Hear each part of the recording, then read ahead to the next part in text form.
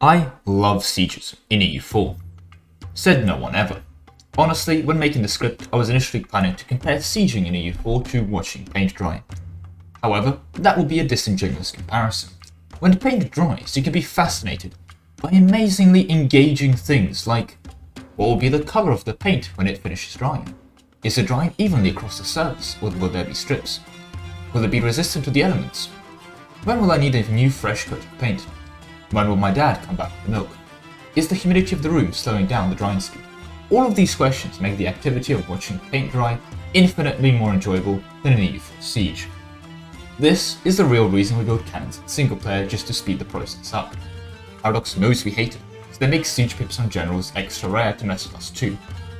And of course, to counter all this, we go for siegeability, so each individual tick of sieging is just faster and less painful. And this is the plan today, in siegeability. Now, could we stack siegeability itself to the point that the sieges are instant? No. The game is hard-coded to take at least 3 days to siege a province. Even if you have 100% siegeability, it does not lead to a 100% reduction. This in theory makes up life easier, since the 3-day trick can be achieved with just 90% siegeability, since the base amount is 30 days and a 90% reduction takes it down to 3. However, that's not quite what we're going for here. See, siegeability can be directly countered by fort defensiveness, and that's bad. Some forts are on mountains. Mountains give you 25% defensiveness, among other things. Furthermore, some countries like France and Brandenburg are lucky nations, giving them a 10% defensiveness bonus. As such, I'll be aiming for simply the highest possible siegeability to counter as much siege defense as possible. Does that mean you will need to, in theory, have a ruler live to like 400 years old to keep him around, so the until the death of ruler modifiers don't run out while you fill out specific idea groups? Yes. In theory, it is possible for a ruler to survive all 400 years. Is it happening in practice? No, but you can literally sit there, auto-F4ing every time your ruler dies, and, well, I guess that's why it's been included. In theory, I could also mark it as an exploit too, but the idea of some 400-year-old man being a siege genius is just funny to me, so it's staying. Oh, and honestly, it makes the rounding a bit more fun. With that said, we naturally kind of arrive to the rest of the disclaimer section. So without further ado, disclaimers. We are looking at siegeability here, not general siege pips, cannons versus fort modifiers like in the last H buff, or anything of the sort, just siegeability. Furthermore, we're looking at the maximum global amount, so the amount you get from spies and the odd merchant here and there are actually quite useful in practice. But I believe it's unreasonable to expect you to have 100% spy network on literally every country, as well as 80% trade power with a merchant in every single trade node. So those two things, for example, have been excluded. Otherwise, as always, we're going to be going for the node custom nations due to standard setup, achievement compatible, ironman compatible setup. Let's go. So before we get into our game here, as always, let's get those counters into the bottom of the screen. And as always, let's get into pressing those like and sub counters on your end too. But with that self-shilling out of the way, let's get into the video proper. Now, what would you think is the best siege country? Maybe the Ottomans, with their mighty artillery and the guns of Urban. Maybe the revolutionary French Empire, practically inventing artillery warfare. Maybe it's Russia, since they seem to be involved in literally every single one of these runs. Well, no. The country we're actually using for this is going to be Eu4, because we're going to be forming Qing for the NTAG, and we need a event from them at the start. I guess it makes sense, you don't need to wait for the enemies to starve or run out of water when you're sieging them, if you can just burn down everything they cherish and love instead. So here in Eu4, we're actually, well, here for one very specific event. We will need to capture the Ming Emperor. Now, this is going to give us the capture of the Ming Emperor until the death of Ethan Koros, which is our current ruler, and this is the person we're going to need to keep alive until the end of the game. We're going to need to fill out 8 idea groups with him, etc, etc, etc.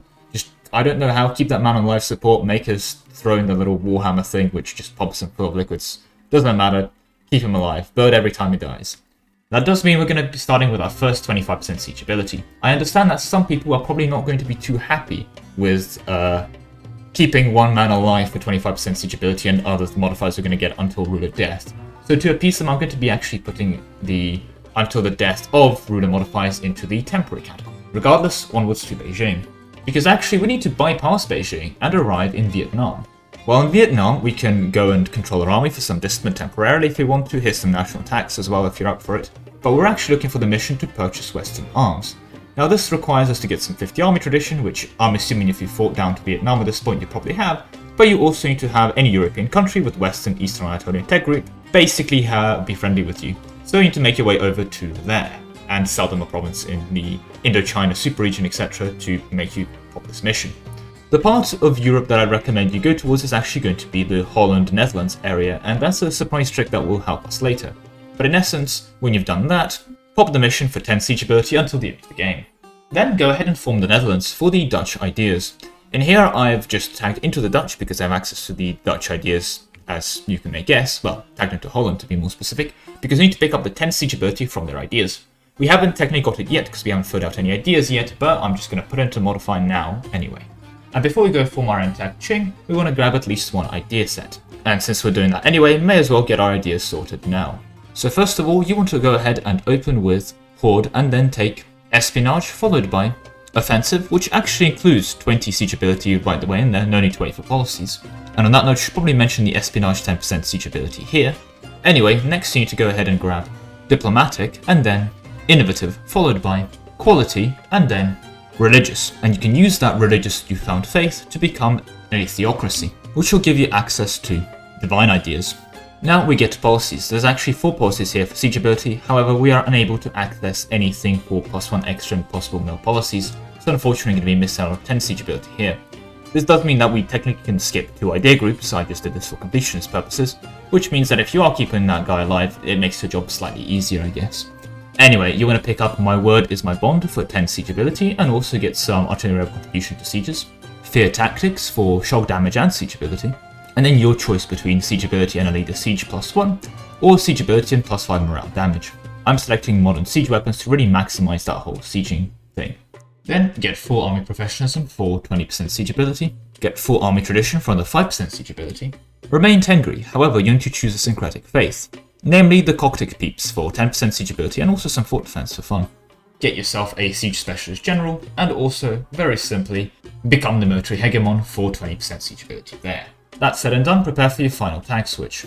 Become Jurchen, as this will allow you to adopt the Manchu identity. Don't of course pick the new ideas, and anyway we're not going to be staying Manchu for long, as you need to go ahead and form the Qing dynasty. Again, do not abandon your roots. This will allow you to get the mission Breach the Great Wall for 15 siege ability.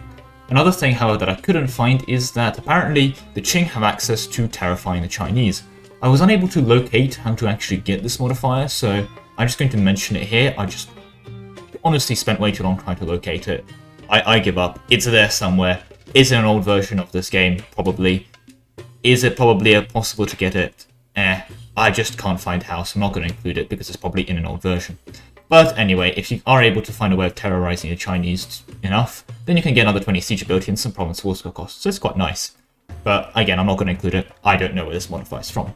However, this thing is quite nice. You're able to issue the 7 grievances, which actually give you a +1 attack dice roll, as well as 20% siege ability as well, which is quite nice to get. But now we finally move on onto the remaining events. We need to get in Man on the Inside, this event here for 5 siege ability until the death of Akara Ruda. For some more siege ability, get the Military Divided event for a divided military, tell them to focus on offense.